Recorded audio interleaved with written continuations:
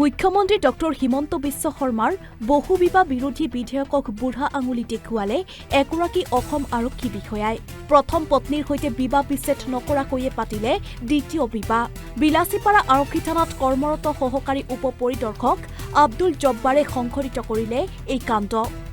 উল্লেখযোগ্য যে 2022 চনত আব্দুল জব্বাৰে আৰক্ষীত কৰ্মৰত অৱস্থাতেই বাক্সা জিলাৰ তাছমিনা বেগম নামৰ এগৰাকী যুৱতীক পাতিছিল বিয়া। এটা পুত্ৰ সন্তান জন্ম হোৱাৰ পিছতেই দুয়োৰে মাজত সৃষ্টি হয় কাজিয়াৰ ফলত দুয়ো পৃথকে পৃথকে থাকিবলৈ লয়। কিন্তু আৰক্ষী বিষয়াজনে প্ৰথমা পত্নীক আইনগতভাৱে বিবাহ বিচ্ছেদ নকৰাকৈয়ে পুনৰ দ্বিতীয় বিবাহত আবদ্ধ হয়। আব্দুল জব্বাৰৰ দ্বিতীয় বিবাহৰ খবৰ পাই প্ৰথমা পত্নী 3 বছৰীয়া পুত্ৰ সন্তান লৈ ন্যায় বিচাৰি উপস্থিত হৈ বিলাসীপাৰা থানাত। এই ক্ষেত্ৰত বিলাসীপাৰা সমজিলা আৰক্ষীৰ অধীক্ষকৰ ওচৰত এখন লিখিত অভিযোগ দাখিল কৰে ভুক্তভোগী মহিলাগৰাকীয়ে। আৰক্ষী বিষয়াজনৰ ওপৰত কঠোৰ ব্যৱস্থা গ্ৰহণ কৰাৰ বাবে আৰক্ষীৰ উচ্চপদস্থ বিষয়াৰ লগতে অসমৰ মুখ্যমন্ত্ৰী ডক্টৰ হিমন্ত বিশ্ব শৰ্মাক কাটুৰ আহ্বান জনাইছে ভুক্তভোগী মহিলাগৰাকীয়ে। কাছাই কাটা 6 পাৰ্টৰ এজনী বিয়া পঢ়ি থকা ছোৱালী নতুনকৈ 20 নৱেম্বৰত সি বিয়া পাতে। এই কাৰণে বিয়া পাতিল, বহুবিবাহ আইনখন হিমন্ত বিশ্ব শৰ্মা ছাৰে বাতিল কৰিছিল, মানে বহুবিবাহ নিষেধ। সেইকাৰণে সি বিয়াখন পাতি দিলে। একজন আইনৰ মানুহ হয় বেআইনী কাম কিয় কৰিলে, এইটো মোক হিমন্ত বিশ্ব শৰ্মা ছাৰে ন্যায় দিব। মই তাতে লিখিত এখনো দি আহিছিলো আৰু বিলাসীপাৰাতো দিছো। মই বহুত ঠাইত ন্যায় বিচাৰি ঘূৰি আছো।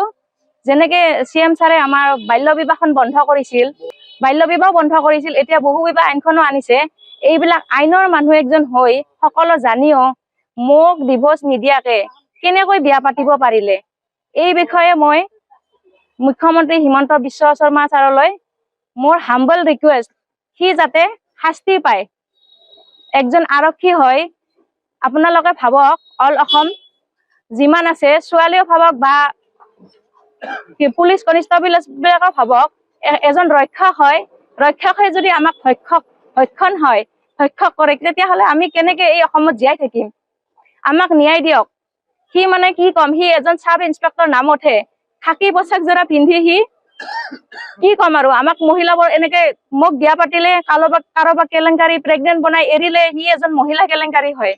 বহুত অত্যাচাৰ কৰিছিল। মই তাৰ পৰকীয়া বিলাক এনেকে ধৰিছিলো। ৰাতি 3টা বজাত ফোন আহে, 12টাত আহে, তেনেকে মোক বহুত মাৰপিট কৰে। এই সন্দৰ্ভত মই কেছো কৰিব গৈছিলো। এই বন্দীখানা পষ্টিং আছিল সি, তাত SI এজনীকো মাৰিছে। SI বাইদেউজনীৰ নামো মই নকওঁ, ইয়াত উল্লেখ নকৰো, কিন্তু মোৰ এখন VDP লিখি দিয়া কাগজো আছে। ন্যায় বিচাৰো, এনেকুৱা এজন মানুহ আইনত কেনেকৈ ৰাখিছে।